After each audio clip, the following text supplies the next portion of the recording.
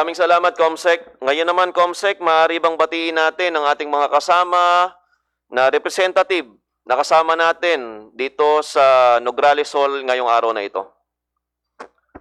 Present at the Nograles Hall are the following: Deputy Speaker El Rey Villaverte, Vice Chairman Jonathan Alvarado, Representative Julian Jam Baronda, Representative Ace Barbers, and Representative Mike Defensor. Via Zoom, we have... Gayon din po ang ating mga kasama via Zoom. Maraming salamat po sa inyong lahat. At ngayon po ay magsisimula na ang presentation o paglalahad ng mga kaukulang budget ng ating minamahal na DNR. Mr. Chair. Secretary Simato, yes, Deputy Speaker Villafuerte. Mr. Chair, I noticed na marami pong mga kasama natin na gustong magtanong, and we gave already members of Congress, our colleagues, a copy already since the other day yung i-represent.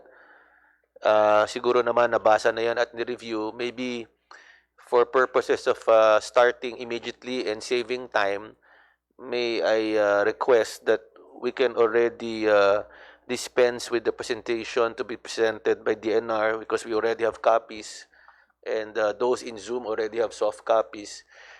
Mr. Chair, may I move that we can already start the interpellation as soon as possible. I second the motion, Mr. Chair. Meron pong motion, duly seconded. Hearing no objections, motion is carried. Ipagpapaliban na po natin ang presentation ng DNR sapagkat inaasahan naman talaga na lahat ng attend dito sa briefing na ito ay nabasa na yung maikling presentation. Hindi pala maikli ito, mahaba palang presentation ito ng DNR. At ngayon po, bago po natin basahin ang listahan ng ating mga interpellators, ay basahin lang po natin ang ilan sa mga comment sa Facebook page ng House of Representatives, at ito po ay patungkol sa tinatawag na dolomite. Alam po ba ng DNR kung ano po yung dolomite, Mr. Secretary? Magandang hapon po sa inyong lahat. Alam po namin. Okay po. Ito po ang katanungan. Meron po bang dolomite dumping na nangyayari ngayon sa Manila Bay? Meron po.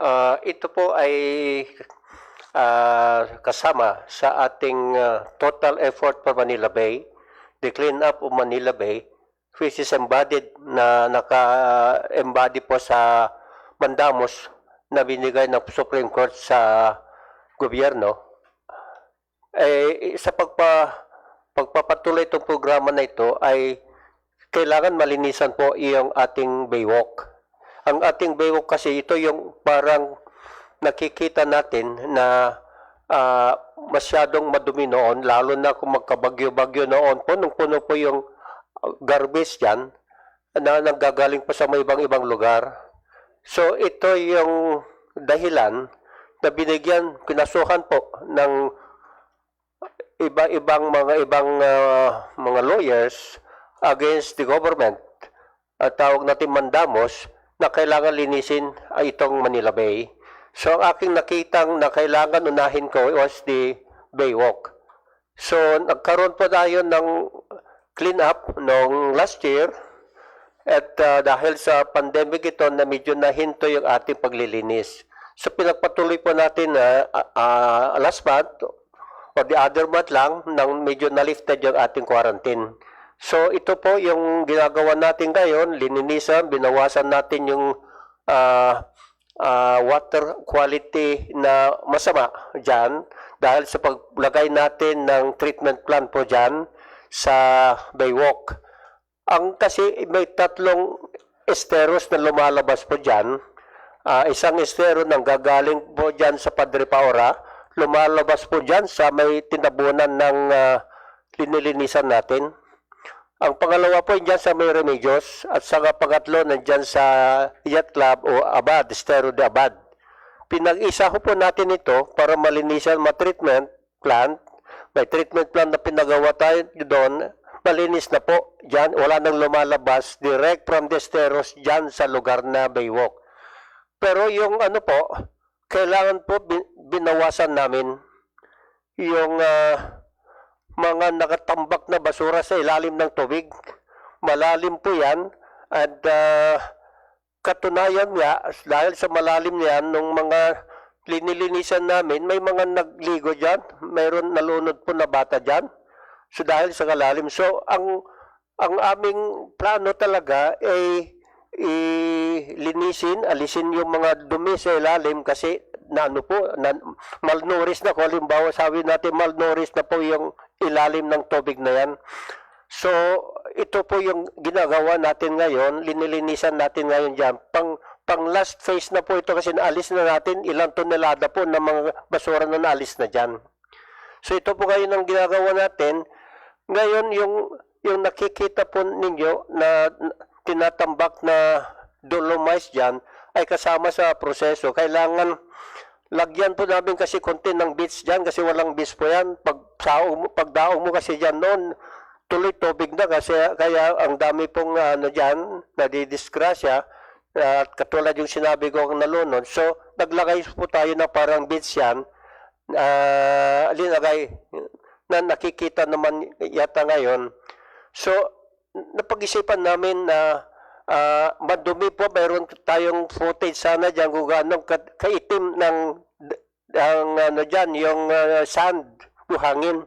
So, kailangan in-scrape namin po yan at saka papatungan ng malinis na sand. Ito ho, pinag-isipan namin kung anong itatambak namin dyan. Ang una namin naisip ay, mga itong lahar, pwede dyan. Marami naman tayo sa Zambales. Pero yung lahar kasi po, masyadong na-discard po namin na option yan kasi masyadong pino. At the same time, hindi maganda po parang magputik kasi mabasa yan eh. So, diniscard namin option yan. The second one are clean sound kasi dapat hindi na namin gamitin yung nandyan na sound po eh. Kailangan alisin namin. So, naghanap kami na mga pwede dyan sa river na sana. Kasi bawal po yung kumuha ng mga sand dyan sa mga seashore line ngayon. Bawal po. So, naghanap kami pero wala kaming nahanap. So, may nagsabi na mayroon dolomites. Ito po yung ginamit nila, ang dolomite, dyan sa mga resort, dyan sa Mactan. Yung malalaking resort po, ginamit nila dyan, yung dolomites. Meron pa isang town dyan, Dalagit yata sa Cebu, ginamit po yan. So meron kaming experience na dyan na pwede magamit. Pangalawa, dolomites, kailangan rin natin na medyo mineral na linisin yung tubig. Kasi nourishment ang kailangan nito eh. So, naghanap kami, pwede ito na gamitin yung dolomites. Tingnan po ninyo sa mga yung mga aquarium na bumibili ng aquarium na may mga isda dyan, na may pinipresent dyan. Bato-bato yan, mga sand dyan is dolomite. Linilinisin niyo po yung tubig na ito. From acidic, magiging alkaline po ito. So, yan ang So, kinonsider na namin lahat yan. So, dolomite go. Sabi niya, so, dolomite po ang inano natin. Pero meron, sa research namin, ay meron harmful effect. Ang nakalagay po sa research niyan ay kung kinakras yan, yung dolomite during the mining doon sa source ng mining area, ay kung wala kang protected dito sa mga protection dyan, sa nose protection mo, ay harmful po yan kasi nandyan po yung mga particles, small dust particles na lumalabas, silica kasama sa component ng dolomite. Yung dolomite po ay ang pinaka-major component, chemical component po yun, dalawa, malaki. It is calcium, which is about 75%, and magnesium, which is about 20-something, 23%, plus may mga maliliit na chemical component na. So yan ho ng dolomite. Pag natapos po nilang na-mine yan, mamimili ka kung anong size na pipiliin mo po eh. Kung bibili ka ng ng dolomite, kung anong gusto mo size. So pinili namin a bigger size, bigger than sand. Mas mabigat sa sand at saka mas malalaki. Yung butil niya po, granule niya. So yun ang napili namin. So ito na ngayon ang nandyan ngayon, binubuhos. Marami kaming naririnig na mga nag-uupos dyan kasi maraming mga reasons for the opposition. Number one, sabi harmful. Totoo nga po yun during the crushing. But one na nandyan na nailubog na sa tubig, hindi na, nakakatakot lang kasi yan yung dust po, dust particles. Pero ngayon po, hindi na po, wala na pong dust particles yan. So ito yung ginamit ngayon dyan. So nakikita po natin, yung nandiyan ngayon binubos nila, balak namin 100 meters po yan na wide, tapos 60 meters sa lalim.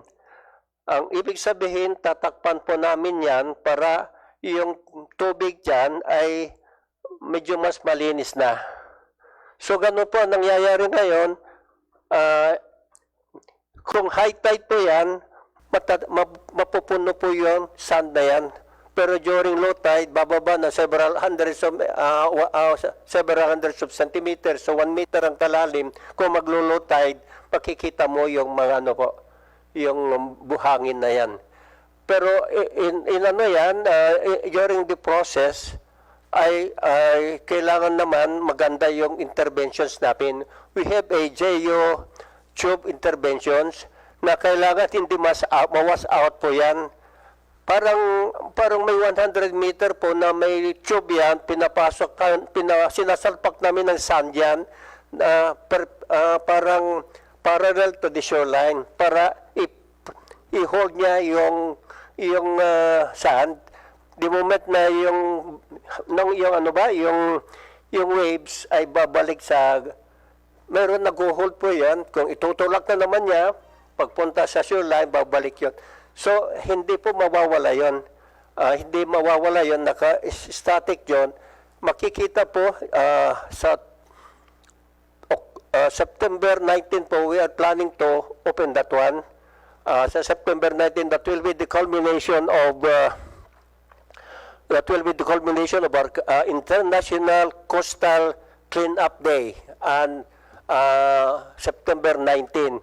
So nag-umpisa na kami maglinis ngayon. Araw-araw po naglilinis kami dyan ngayon, matatapos sa September 19. So we'd like to invite the public to see and cooperate with us in cleaning that day. Mag-start po ng alas 7 ng umaga, matatapos ng alas 9, and we will have a very short program to see yung natapos na project. So yan po ang aming ang pinaplano namin for that portion of the Baywalk.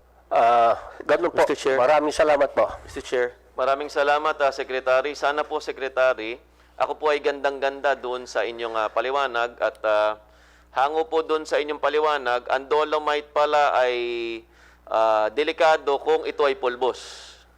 Pero dahil malalaking granule lang inyong in-order, inaasahan natin na hindi ito magiging delikado. Kung tama po yung aking pagkakaintindi, Secretary. Sure. Meron ho akong dala-dala na dolomite. Ganito po. Ganyan pong kalaki. Hindi, mas malaki po ito. Ito yung kinuha ko sa aquarium. Yung mas maliliit po ito, thrice the size of an ordinary sand. The granule of a sand, times 3 po. Kaya mas mabigat, mas malaki. Mas malalaki po yun. So yun po yung hindi na ililipad ng hangin. Kasi yun ang yung the dust portion. So we are really very sure of the safety of the use of dolomite in that area, Your Honor. Salamat po. At kaakibat po nitong tanong, tungkol pa rin ba sa dolomite, Sige po. Deputy Speaker El Rey Villapuerte. Hindi, yung maganda naman yung explanation ni Secretary Simato. Unang-una yung concern is ano ba to, unhealthy. At sinabi naman niya hindi to unhealthy. In fact, aside from maganda po ang aesthetics niya na white sand, nakakalinis pa siya ng tubig at ginagamit sa aquarium. At alam rin ni Congressman Barbers yan dahil golfer siya. Ginagamit po to sa mga sand area ng golf. Kung nag-golf kayo, yan ang ginagamit. Ako nag-golf ako, safe po yan. Then pangalawa, siguro kung nakapunta rin kayo sa Plantation Bay siguro, sa Boracay, Shangri-La or sa ibang resort, ginagamit po yan as a aesthetic na sand. So hindi po first time gagawin po yan ng DNR. Ako, I support this. Excited na po ako pumuntang Manila Bay. Last time pumunta po ako doon was 40 years ago. Because of this, yung ginawa po ni Secretary Simato in the DNR, I think libo-libong tao ang gustong pumunta dyan. So I think let's give the DNR a chance. Kasi last na lang, Chairman, nung pinasira yung Boracay, sabi rin ng mga tao, ang dami nagreklamo. Nung natapos, pinuri na po nila ang gobyerno. So palagay ko pag natapos tong project, marami nang magpupuri rin sa gobyerno. So yun lang po, Mr. Chair. Thank you sa napaka-ikling paggamit ng oras, Deputy Speaker El Rey Villapuerte. At parte pa rin po ng tanong sa people's participation po o sa usapang budget na initiated by no less than our Speaker, Speaker Alan Peter Cayetano.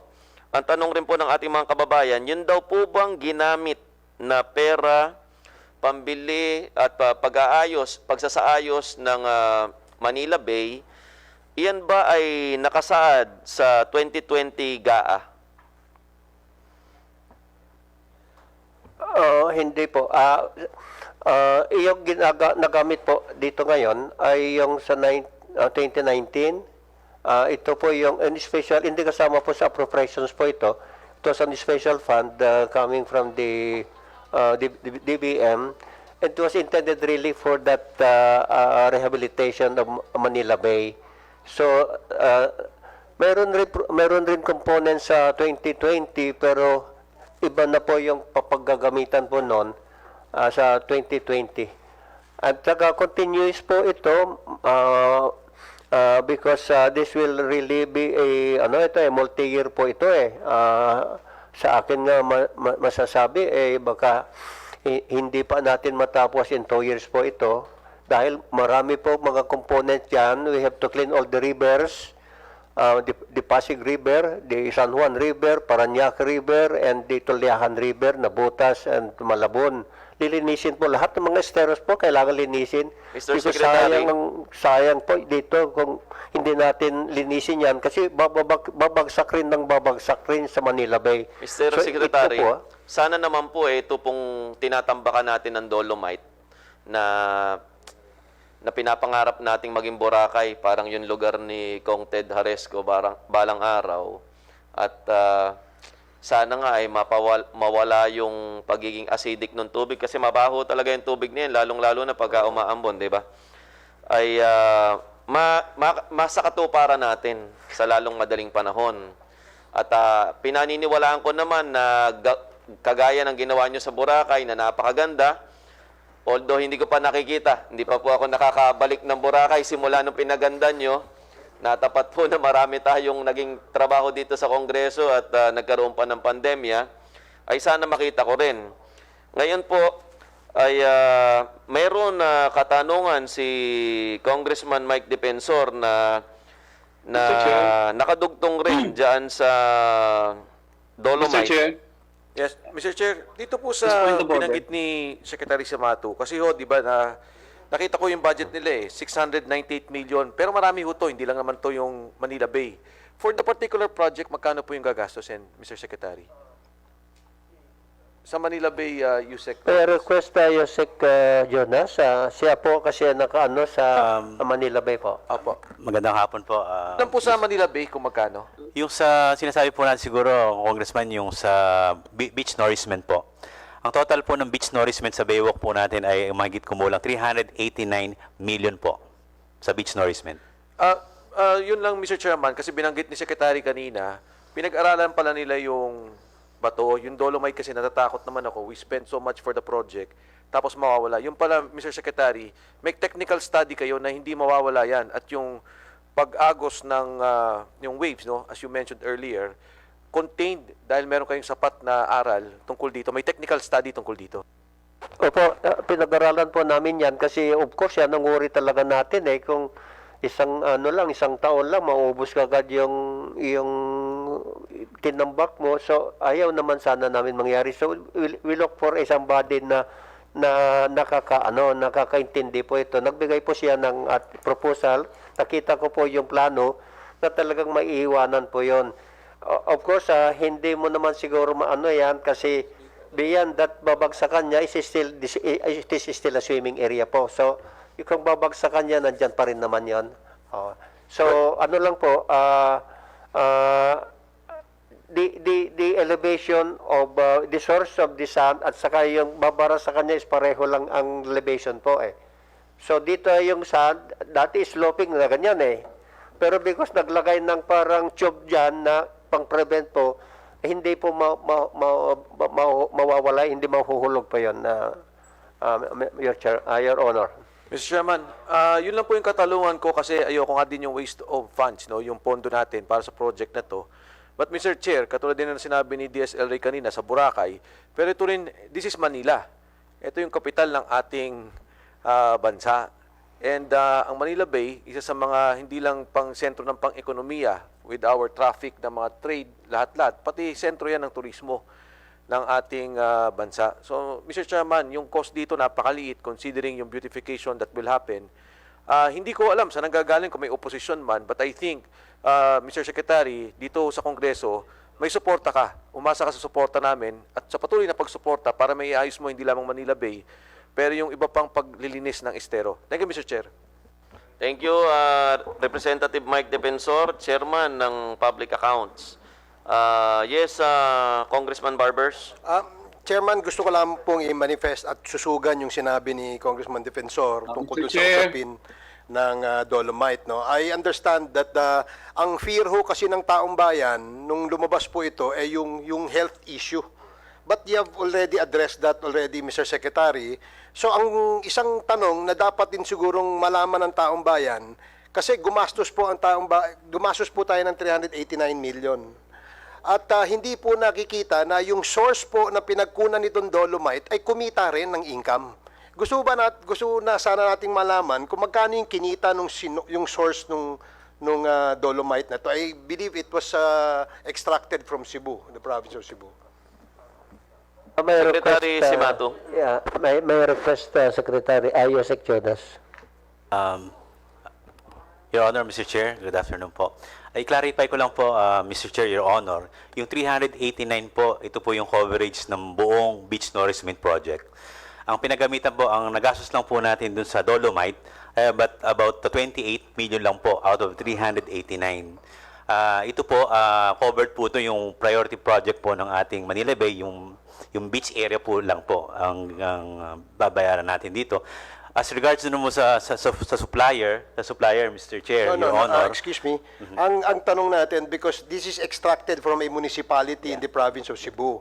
And because of the quarry laws, they earn X amount of money. Gusto lang natin malaman yon kasi hindi naman tayo po yung sumusuporta dito. Sir, yung cost po na naibayad per DPWH report, ang naibayad po dun sa contract ng supplier ay about 28 million, Your Honor. That covers the price of the Dolomite sand, transportation cost, taxes, and other fees, Your Honor. Kasi package na po yung delivery nun from Cebu hanggang Manila Bay po, Mr. Chair, Your Honor. Thank you. Mr. Chairman, kasi lingid sa kalaman ng lahat na meron pong kinita ang isang munisipyo sa pag-extract po nito. And yan ang dapat maliwanagan din ng taong bayan. Bukod dun sa health issue that are always being asked. That's all, Mr. Chair. Salamat sa short interjection, Congressman Barbers. Tayo po ngayon ay nandito pa rin sa punto ng ating usapang budget o people's participation part ng ating budget briefing. At ang pangatlong katanungan po huling katanungan na ito, Chair. Secretary, Mr. ay Chair. na nanggaling sa Facebook ay how did the department determine that this is the best use for public funds? Sa pagbili po nitong dolomite po na to. Yes, the funds was given to achieve a goal of complying with the mandamus of against the government. It is not proper for us to comply to this mandamus which has been nandun po nangyari na ilang taon na po ito yung mandamus. Alam naman natin po yung mandamus, hindi ililif yung mandamus pag hindi pa natapos yung ating yung kanilang order. So, ginampanan natin ito and with humility, Your Honor, I accepted the challenge despite that 10 taon na po ito nang galing na binigay sa mandamos. Sabi ko naman, while I was able to solve the problem of the cesspool in Boracay, sabi ko, kung ano magagawa ko, hanggat maano na ako sa gobyerno, ay magagawa ko, gagawin ko. So sabi ko, I accepted the challenge and the president ordered me to clean up Manila Bay.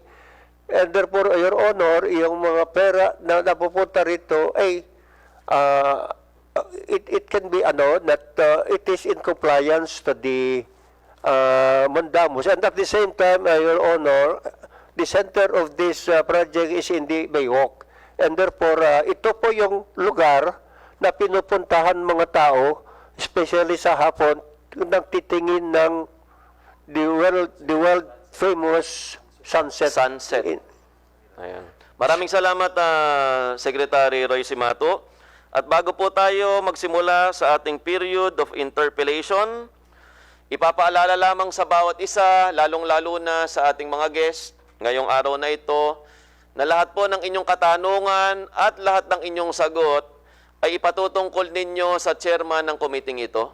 Hindi po kayo direktang mag-uusap ng sino mang kinatawan o sino mang guest sa araw na ito, bagkus lahat po ay ipupukol at ipatutungkol ninyo sa chairman ng committee upang wala pong direktang mag-away o magkasagutan dito sa committee hearing na ito.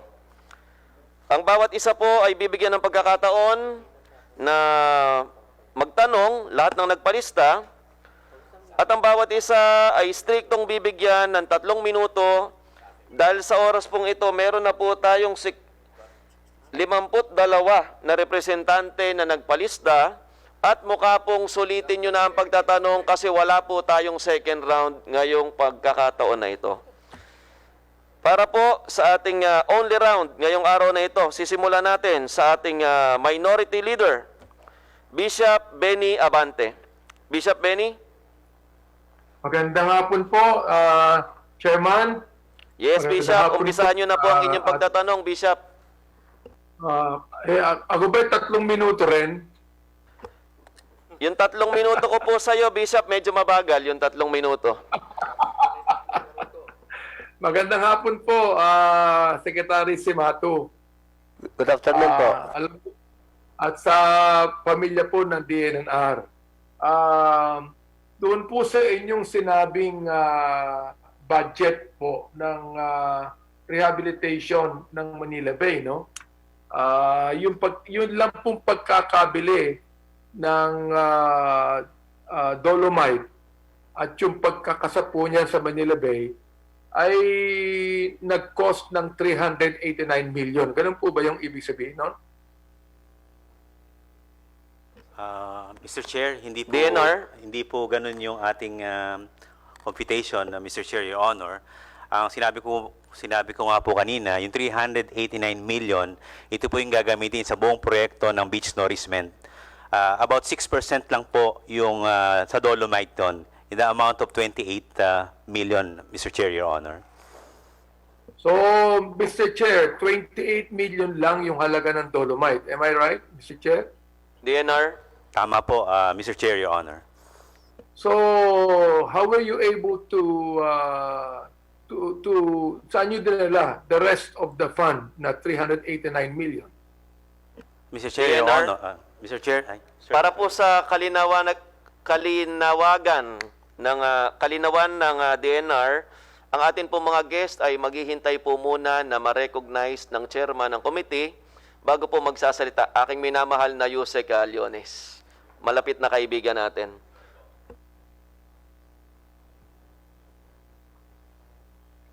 Yes, DNR. Mr. Chair, Your Honor, yung 389 million po, sabi ko nga po, ito yung kasama po rito yung pagbili ng dolomite. Pero sa 389 million, ang kasama po dito mga activity, unang-una po, yung tinatawag nating desilting. Kailangan po natin kasing linisin yung ilalim ng Manila Bay. Ito po mahigit 1 metro ang kapal ng silt na nag-accumulate po doon in decades. So kailangan po natin, bago natin lagyan ng bagong buhangin, kailangan nating linisin. Pangalawa po, sa paglalagay po natin ng buhangin, kailangan po may yung nabanggit po ng ating kalihim, kailangan po meron tayong geo intervention to make sure that the sand will not easily be washed out in case of strong current.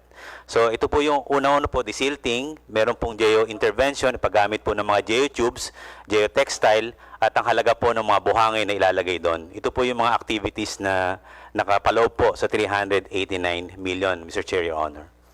Mr. Chair, Minority Leader, request please na lang proceed. po, Mr. Chair, request na lang po na pakibigay ang breakdown ng mga expenses ng 389 million sa Committee on Appropriations. Pwede po ba yun?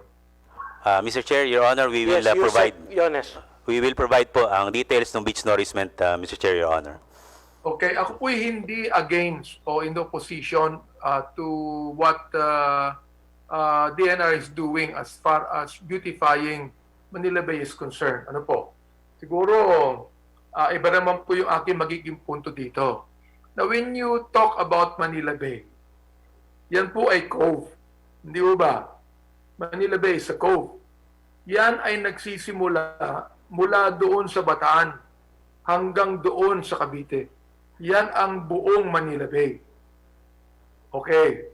Napakipaliwanag lang po kung saan nyo nilagay yung dolomite at kung ilang metro na bahagi ng Manila Bay. Ang pagkakaalam ko, ako po yung taga Maynila, no? Ang pagkakaalam ko ay mula po yan sa US Embassy hanggang doon sa Manila Yacht Club. Yun lang po ba ang lugar kung saan nyo pinaglagyan ang dolomite, Mr. Chair? Yes, DNR. Yusek Leones. Mr. Chair, Your Honor, tama po yun. Ang paglalagyan po ng 389 million sa beach nourishment, ito po yung portion ng Manila Embassy hanggang po doon sa Yacht Club. Kaya nga lang po, ang pinag-aralan po ng DNR at saka ng Interagency Task Force, yung lugar doon sa Manila Bay o sa Baywalk, kung saan lang po pwede nating lagyan ng buhangin. Dalawang portion lang po ang pwedeng lagyan ng buhangin. May portion po na malapit sa Manila, sa Embassy, US Embassy, at saka ito po ang konting strip of land dito sa may Yacht Club. Ang ginawa po natin dyan, yung dolomite natin, mag-a-appear lang po yan dun sa portion ng US Embassy. Dahil dun lang po talaga po pwedeng maglagay ng beach nourishment at dun lang po makikita yung dolomite, Mr. Chair, Your Honor. Mr. Chair, akala ko... Minority Leader, you may Mr. continue. Chair, oo, akala ko kasi binibigyan nyo naman masyadong atensyon ng US Embassy. Anyway, ganito po yan. Kinakailangan po, malaman po ng taong bayan kung saan po sa Manila Bay. Sapagkat pag sinabing Manila Bay, ay napakahaba po niyan. Ngayon, ang isang katanungan ko pa, gaano po kalayo yan? Yan po ba'y umabot sa breakwater? Sapagkat alam nyo, Mr. Chair, nung ako po ay batang maliit pa, doon po ako naliligo sa Manila Bay nung araw, malinis yan eh. Umaabot po kami ng breakwater doon po sa may bandang PICC na ngayon. Ano po? So I would like to find out kung hanggang gaano kalayo. Sinabi niyo sa amin desilting at gaano kalalim. Nabanggit po kanina ni Secretary Simato na umabot po ng 60 meters ba ang lalim o 60 feet ang lalim. Ngayon naman po gaano kalayo mula po doon sa Pangpang ng Manila Bay. DNR, we will respond to the question of the minority. Yusek Yones. Ang layo po, Your Honor, from seawall po, 60 meters seaward, Mr. Chair, Your Honor. Ang layo po ng i-dredge and i-silt natin, Mr. Chair. So, Mr. Chair, ang layo Yes, po Minority 60 Leader. meters mula po doon sa Pampang, no? Opo, Okay, 60. mula po doon sa mga bato. Opo. Alright. Tama Yung po. lalim po naman, gaano kalalim? Yusek Yones. Medyo malalim po, Mr. Chair, Your Honor, kasi dito lang po sa silt na nakuha natin, talagang mahigit 2 metro na po yung lalim nung nakuha nating silt. So yung sa water po siguro medyo malalim-lalim din po at wala lang po akong exact figure, pero malalim po yun, Mr. Chair, Your Honor. Okay, so Okay. Minority sa inyo, Leader. Mr. Chair, sa inyong pag-aaral, sabi niyo meron kayong technical na pag-aaral dyan, no? Matanong ko nga lang, sapagkat pag bumabagyo po ng malakas sa Manila Bay, grabe po ang alon dyan. Hindi lang po grabe ang alon dyan, subalit kapag yun po ay signal number 4, for example, kahit po yung mga malalaking barko, tumatabi po sa Pampang. And that happened so many times. Oho, makakasiguro ba kayo na sa inyong pag-aaral na kapag malakas ang bagyo, inaabot po tayo ng at least mga 3 malalakas na bagyo.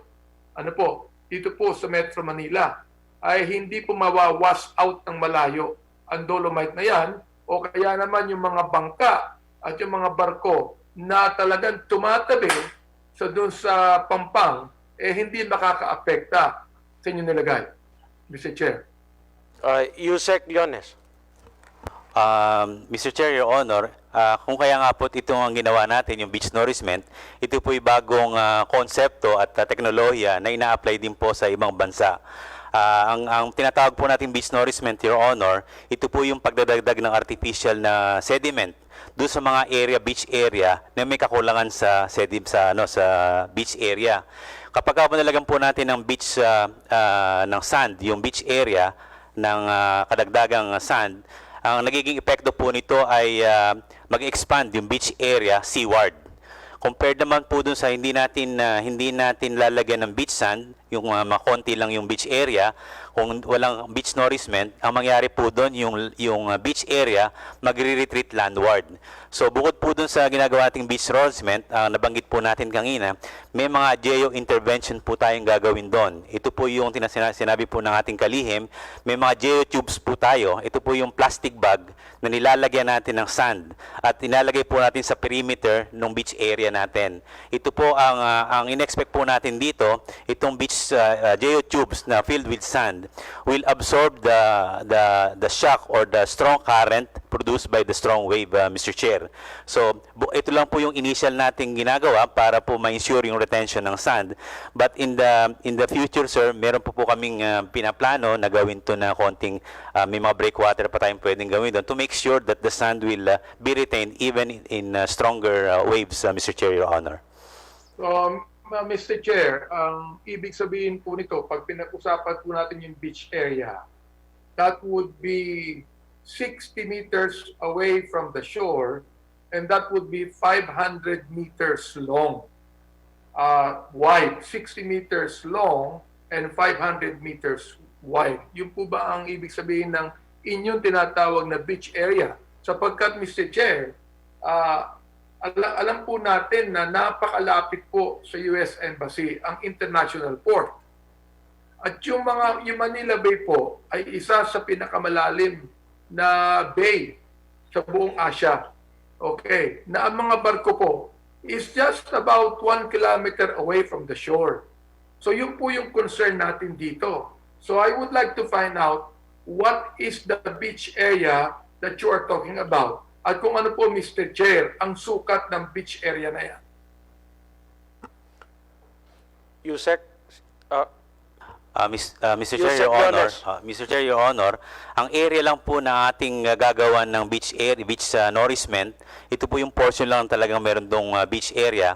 Ang nagkakaroon po ng dimension to ng 120 by 60 lang po ang lalabas doon na mayroong beach area appearance. Yung iba po, yung mula po doon sa 120 hanggang doon sa yacht club, ito po ang tawag natin doon, beach nourishment. Lilinisin lang po natin, desilting, pero hindi na po masyadong makikita doon yung sand dahil malalim na po doon, Mr. Chair, Your Honor. So ang beach area lang po natin, beach area appearance like na may white sand po, ay ito po yung 120 by 60 starting from the U.S. Embassy, Mr. Chair, Your Honor. Mr. Chair, the reason why I asked this question because for a long time, hindi po naisip ng pamahalaan since Commonwealth time. Nalagyan po ng beach area ang Manila Bay because number one, there is the international port. Number two, that the Manila Bay, malalim po yan. And it is good for all the ships coming internationally. Ayun po, I would like to now switch the question, Mr. Chair, to another. No? Ang atin pong mabuting secretary, sinabi po sa atin yung mga tributaries. Ano po? At least po sa Maynila, meron pong 3 tributary yan. No? Okay. Pasig River, tapos yung San Juan River po ay mapasok ng Pasig River. No? Ngayon, binanggit po ninyo yung Tulyahan, binanggit po ninyo yung sa Parañaque, lahat na. Now, ako po ito'y sinabi ko sa isang inyong USEC na kaibigan ko na ang maruming bahagi ng ilog ay ang tinatawag nating San Juan River. Kung pupuntahan nyo ang San Juan River niya, alam ko po yan sapagkat ang distrito ko po, ang tanging distrito sa buong Maynila na dinadaanan po ng mga major tributaries sa Maynila, ng Pasig River, ng San Juan River. At kung makikita po nyo ang San Juan River, ay terrible. Talagang napakaitim na po, napakaitim na at napakarumi. Now, kapag yan po ay nag-flow sa Manila Bay, how could you be able to control yung dumi ng tubig na maapektahan din po naman yung ginawa niyong beach area? Oo. How are you able to control that? Sapagkat right now, ako po, sabihin ko na po sa inyo wala po akong nakikitang anumang talagang malaking activity to seal San Juan River and to clean up San Juan River. Doon po sa Pasig meron. Pero San Juan River po ay wala. Halos wala. Correct me if I'm wrong, Mr. Chair, no, on this. May you please respond? DNR? Your efforts on San Juan Mr. River? Chair, Your Honor, ito pong San Juan River, isa po sa mga river basin na tinututukan po ng ating department. Kaakibat po doon sa Manila Bay Rehabilitation effort na rehabilitation natin. Pero tama po yun, wala pa po siguro nakikita si Your Honor dun sa ating ginagawa dahil po inabot po ng pandemya. Lahat po ng ating river basin talagang hindi lang po sa budget ng pamahalan kukunin yung paglilinis po niyan. Nag-invite din po tayo ng mga civil societies that will help us clean this San Juan River. So ngayon, ang gusto ko lang pong sabihin, Your Honor, Mr. Chair, ang San Juan River po ay kasama po sa priority natin. In fact, tutulong po sa atin ang DPWH sa paglilinis po ng mga esteros, hindi lang po yung river basin ng San Juan. Kasi ang nanggagaling po sa paningin po namin, nanggagaling po yung basura, hindi lang sa San Juan River, but sa mga esteros po na nakadikit dito. Ano po ang gagawin natin sa San Juan River? Isa po yung tinatawag nating dredging and desilting din po ng ating ng river system. Pangalaw po, ini-strictohan po natin yung pag-enforce ng ating batas sa Clean Water Act. Kung mapapansin nyo, marami na po kaming na-issuean din notice violation at naipasara para po may siguro na yung kanilang dini-discharge dito sa San Juan River ay talagang malinis na. Kasama rin po natin ang DILG rito sa ating effort. Kaya nga po inuutusan ng ating kalihim ng DILG yung mga lokal na pamahalan, lalo-lalo na po yung barangay, na tiyakin na malinis yung kanilang nasasakupang esteros Otherwise, meron po silang penalty na po pwedeng mapatawan. So, maaari pong hindi pa lang po nakikita ng ating honorable congressman yung ating effort dahil po talagang inabot din po yung naapektuhan din po yung ating schedules. But we would like to assure Your Honor, Mr. Chair, that ito pong San Juan River in the future or as soon as possible, makikita niyo rin po yung mga ginagawa ng ating kagawaran dito po sa San Juan River. Mr. Chair, Your Honor. Mr. Chair, alam nyo, katulong po ako ng dating Gina Lopez sa pagpapalinis ng Pasig River because that was in my district. I'm sure that Yusek Leonen know na ito pong San Juan River na ito, bumabagtas po yan sa 4 na syudad, Quezon City, San Juan, Mandaluyong at Maynila. Tama po kayo. Wala po akong nakikitang masyadong activity ngayon. Ano po? Samantalang gusto kong sabihin sa inyo, Yusef, na talaga namang alam kong in-inspect nyo na po ang San Juan River at talaga po namang napakaitim yan. Of course, yung pong ginagawang SLEX, NLEX connector ay dumadaan po sa San Juan River. Alam ko po naman na alam nyo rin, Mr. Chair, na napakarami rin nating, alam ko na ito ay inyong gagawa ng paraan, yung mga informal settlers po natin. At hindi lang po yung desilting, hindi lang po yung dredging ng San Juan River, kundi meron po ba kayong plano? Alam nyo, ang alam ko po doon sa Han River po sa Korea, katulad din po yan nung araw ng Pasig River na napakarumi. Yet, ginamot po yan ng South Korea, ng Seoul, Korea, yung pong Han River, kung maalala po ninyo, Mr. Chair. Ginamot po yan at ngayon po napakalinis po ng Han River sa South Korea. Meron din po kayo bang gagawing chemical o gamot na gagamitin upang matanggal po ang itim na kulay at patanggal finally ang karumihan po ng San Juan River, Mr. Chair? Okay. Anybody from DNR who would like to respond to the question presented by the minority leader? And the chair would like to respectfully remind the minority leader, Bishop Benny Abante, that after the reply of DNR, he will have his last question. So, Yusek Leones. Thank you. Your Honor, Mr. Chair, yung paglilinis po natin ng San Juan River, particularly yung water, hindi lang po yung magbibigay tayo ng chemical ko para linisin yung water quality. Ang inuuna natin po doon, Mr. Chair, Your Honor, yung mga sources muna po nung ating nung nagdudumi sa tubig. Kagaya po na nasabi ko, siguro pagkatapos po nating madisilt, madegrab yung ilalim nung mga esteros na nakonekta sa San Juan River, that is the time that we will be addressing yung water quality, Mr. Chair. But for the meantime, we are concentrating po yung mga nagdi-discharge, nagdudumi sa katubigan ng San Juan. Nais ko lang pong ipabatid sa Your Honor, sa inyo, Your Honor, meron na rin po kami nagawa, marami na rin po kaming napasarado ng mga institusyon dyan na nagtatapon sa San Juan. Kung mabanggit nyo, isang slaughterhouse po dyan, pinasarado po ng ating kalihim. Yung isang palengke dyan, pinigil din po natin dahil nakitaan po natin talaga nagdi-discharge dyan sa San Juan River. So siguro po yung chemical na aspeto, darating po tayo dyan, Your Honor, Mr. Chair, once we have already addressed the sources of the pollution that is causing the San Juan River, Mr. Chair, Your Honor. Thank you very much. Question na lang po. Yes, Mr. please Chair, I proceed know with that your you last are- question, Minority Leader Abante.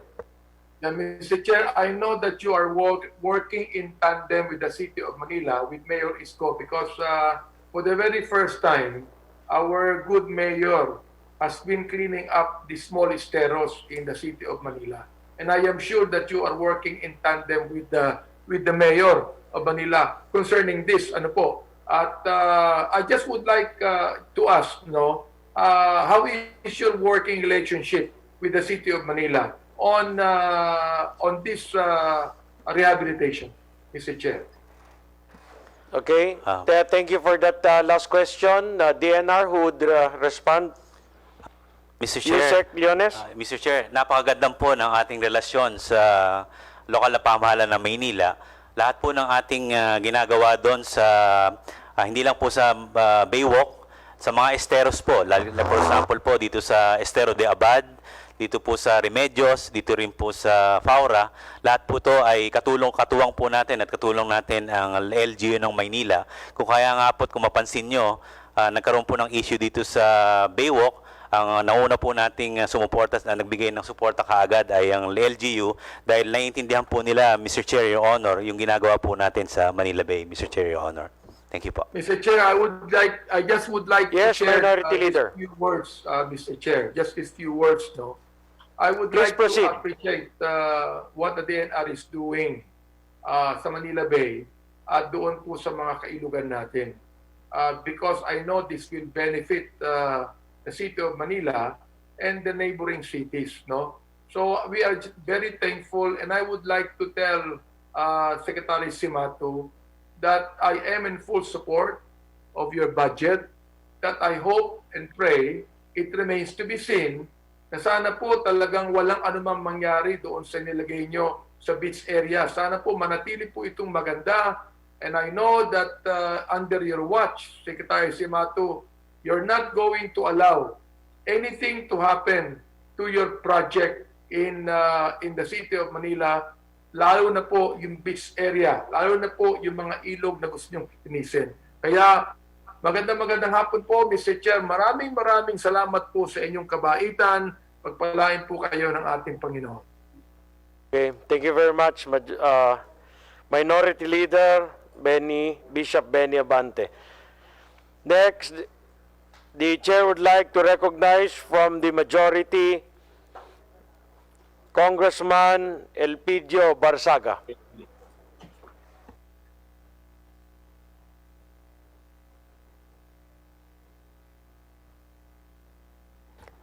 Congressman Barsaga. Well, una-una, bilang chairman ng Natural Resources, sa kabila ng maraming pagtatanong sa akin ng media, pagkatapos kong marinig ang mga pahayag ni Secretary Simato at saka ni Yusek Leones, I'm fully convinced that there is no valid objection insofar as this project is concerned. I fully support this project. Pero meron lang akong maikling paglilinaw. Unang-una, nababasa natin sa pahayagan na panahon ngayon ng pandemya. At alam nyo naman, marami rin din tayong kritiko. At una nilang sinasabi, bakit yung 389 million sa halip na gastusin sa pagsaayos ng Manila Bay, dapat ginastos na lamang sa pagbibigay ng tulong sa ating mga kababayang mahirap. Pwede bang maipaliwanag kung ano ang dahilan that in spite of the pandemic, yung 389 million ginamit natin sa Manila Bay project? DNR. Thank you, Mr. Chair. The chair would like to recognize Yusek Adobo to respond to the query of Congressman Barsaga. Thank you, Mr. Chair. Magandang hapon po, sir, my professor. Ito pong ginamit nating halaga na nabanggit ninyo, 389 million, ay na ito'y galing sa contingency fund ng presidente na noong pang 2019 po ay nakakasa na po. Continuing siya na pagpatuloy lamang o na-implement nito na pong 2020. Ang departamento ay tumulong din po sa pamamagitan ng pagsauli ng budget doon sa release appropriation para po sa pandemya. Sa makatuwid po, compliant kami sa 10% of the release allotment na hiningi, na pinabalik sa amin ng Department of Budget and Management po. Halagang 1 bilyon at 69 million po, lahat-lahat, which constitute the 10% of ang baseline po nun, release allotment, ang amin na isoli. Pangalawa po, siguro dapat ang magbanggit nito, ang ating butihing direktor ng MGB. Meron silang halagang mahigit 300 milyon na sa halip na gamitin doon sa Social Development Management Program, ibinigay po nila yan para sa pandemya. Babanggitin po namin na isang maliit na bagay, namigay po kami para doon sa mga mag-aaral, no, ng PUP, ng gadgets na magagamit nila po sa pag-aaral. Sa pagkatuwid po, pinagpatuloy lamang namin ang programa ng departamento. Kaya nagkaroon ng ganitong halaga na nagamit po dyan sa rehabilitation ng Manila Bay. Thank you, Mr. Chairman. Thank you. Sa pagkasabi, Mr. Chairman, For a while, Congressman Barsaga, the chair would recognize also the Secretary Simatu to also respond. Yes, Mr. Secretary. gusto ko rin sana idagdag ito. Aside from the possible use of financial sa pandemic, ay ako po mismo ay tumulong dito. Ako DNR, pero ako inutusan pumunta sa Cebu para tulungan yung pandemic doon sa Cebu. Maganda po ang nangyari dahil from ECQ na ipababa ko yan sa MGCQ. Dati, ang nagkakasakit doon ay 300 cases a day. Pero ngayon po, I'm happy to tell that in Cebu now is 6 na lang ang nagkakasakit sa isang araw. And marami rin naman nagpasalamat sa akin na ginawa ko doon pagtulong sa Cebu. At sabi ko naman ay handa naman ako talagang tumulong. Habang nandun po ako sa Cebu, pinapunta na naman ako sa Bacolod para tulungan rin sa Bacolod. Lumalakas na rin uli sa Bacolod. So nagbigay na rin naman kami, nandun ang aming team sa Bacolod ngayon at pati Iloilo. The other day, nagpupunta naman sana ako sa General Santos para may problema na naman doon sa General Santos dahil tumaas na naman ang mga cases doon. So ito yung pinapatunayan po that ang DNR po ay aside from the possible na ibibigay yung budget namin ay ako mismo tumulong sa mga pandemic doon. Yun po, maraming salamat po. Thank you, Secretary Roy Simatu. Mr. Chairman, Congressman Barsaga, please continue. tama po bang sabihin na yung 389 million ay nanggaling sa 2019 budget? At as early as 2019, pinag-aaralan na ng DNR ang proyektong ito together with the consequences, together with the procedures necessary. Kaya lamang ngayon in-implement ay because of the pandemic, sapagkat alam naman natin na walang trabaho during the ECQ and MCQ. DNR? Yusek Adobo. Thank you, Mr. Chairman.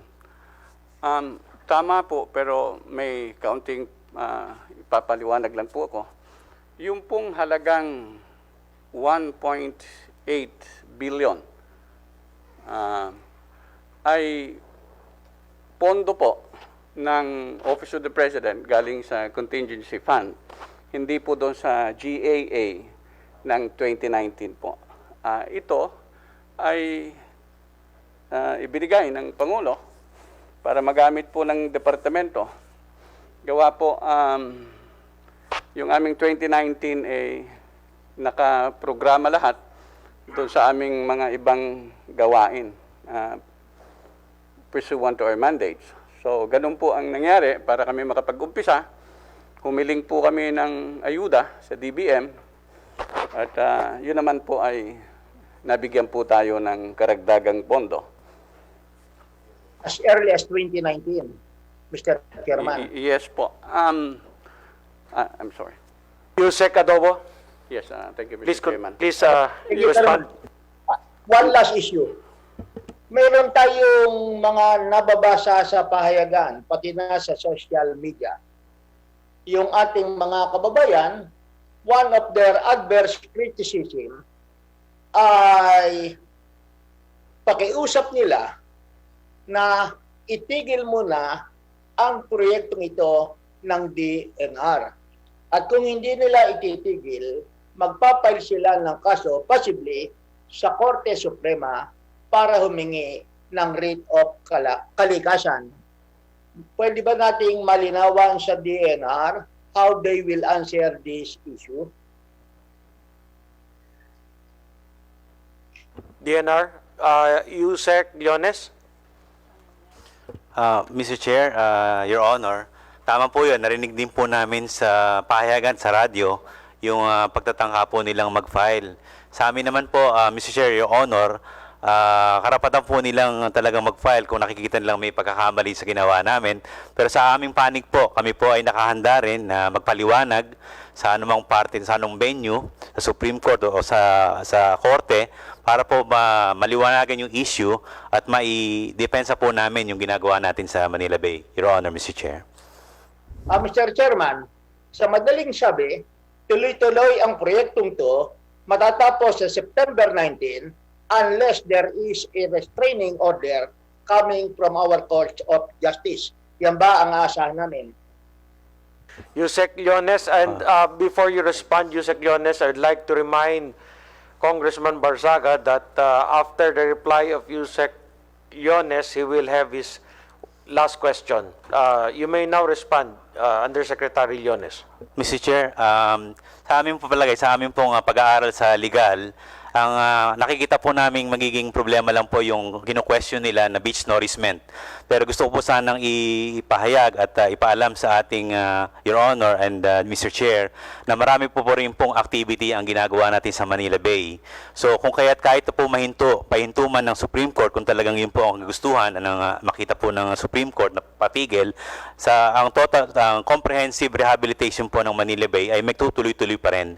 Dahil hindi lang po hindi lang po doon sa beach nourishment matitigil yung ating effort to rehabilitate Manila Bay, Mr. Chair, Your Honor. Thank you very much, Mr. Chairman. Yes, for your My last last question, question, Mr. Congressman Barzaga, please proceed. This will be your last question. Gusto na lamang kung pwedeng makapagpadala ng mga dokumento na kinakailangan namin para naman masagot namin ang katanungan ng ilan nating kababayan na pumupuna sa proyektong ito.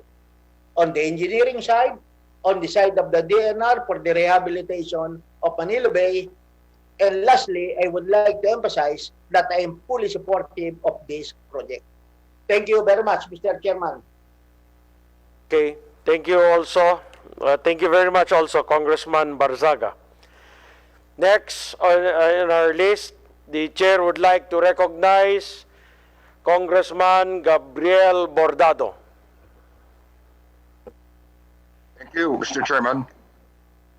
Please proceed now. You have 3 minutes. Okay, thank you. Dito sa issue sa Dolomite, although the DNR led by Secretary Simato and some of our colleagues have given assurances regarding the safety aspect of the Dolomite project, yet a lot of people still have misgivings. In fact, Mr. Chairman, yesterday, 3 members of the Senate called for the immediate stoppage of the project. What is the reaction of Secretary Simato to this call, Mr. Chairman? Secretary Simato. It's really unfortunate na ito yung kanilang position.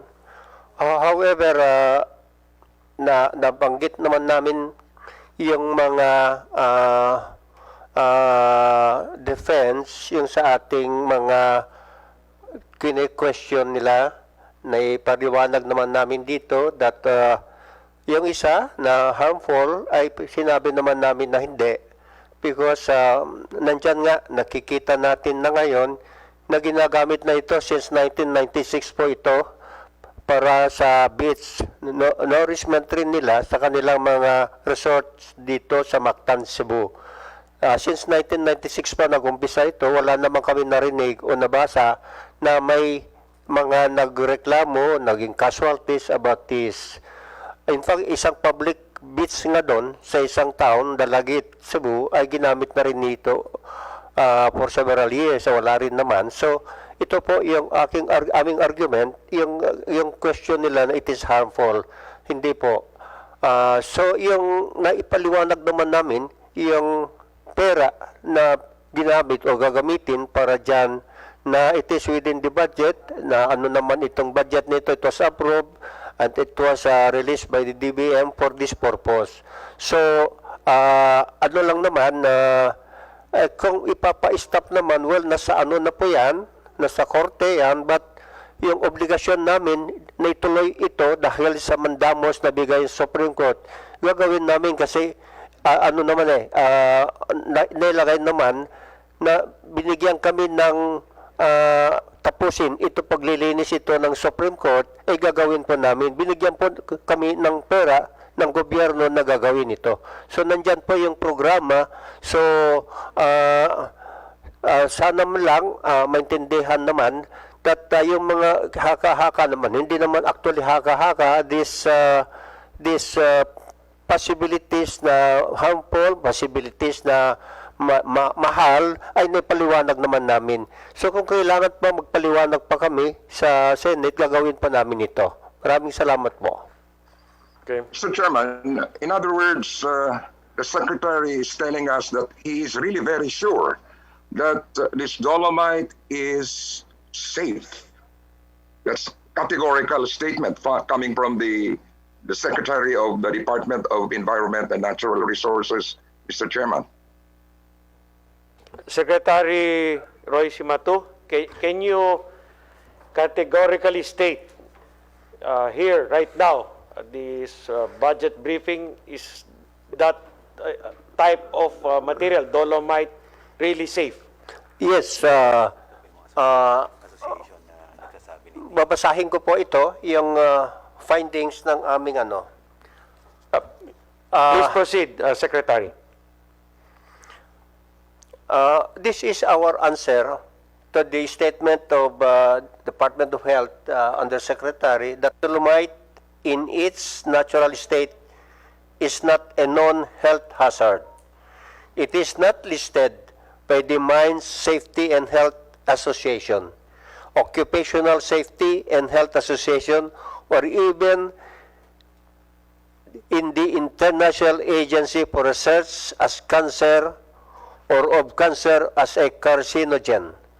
What is hazardous is the fine silica quartz in some dolomite in the form of dust that is generated during crushing and screening, not the calcium or magnesium.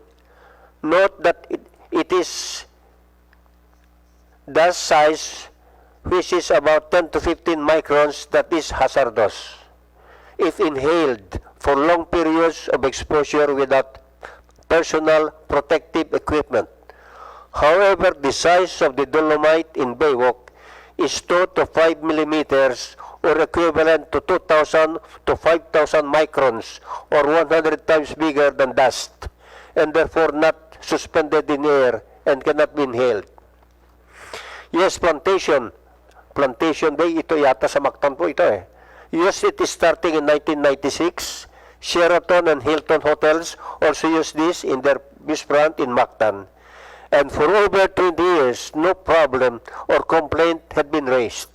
Public beach using dolomite is in Dalagit, Cebu, as what I said, that for the last 6 years, no issues or complaint were raised also. So I stand by with this research coming from our Bureau of Mines and Geoscience. Maraming salamat po.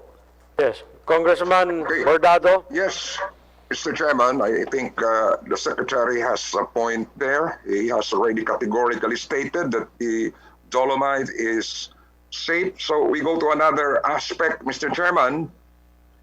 The Secretary also highlighted the urgency of effective healthcare waste management and treatment, storage, and disposal facilities.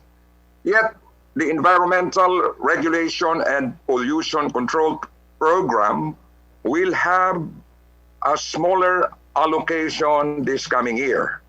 Now, what will be the course of action to be taken by the department considering this cut in the budget of the Environmental Regulations and Pollution Control Program? Mr. Chairman. DNR. Yusek Kuna, Yusek, please answer. Yusek Kuna po. Yusek Kuna. Thank you very much, Mr. Chair. To respond to that, first of all, Mr. Chair, the treatment, storage, and disposal facilities are private initiatives, and I think there are a lot of business interests now that are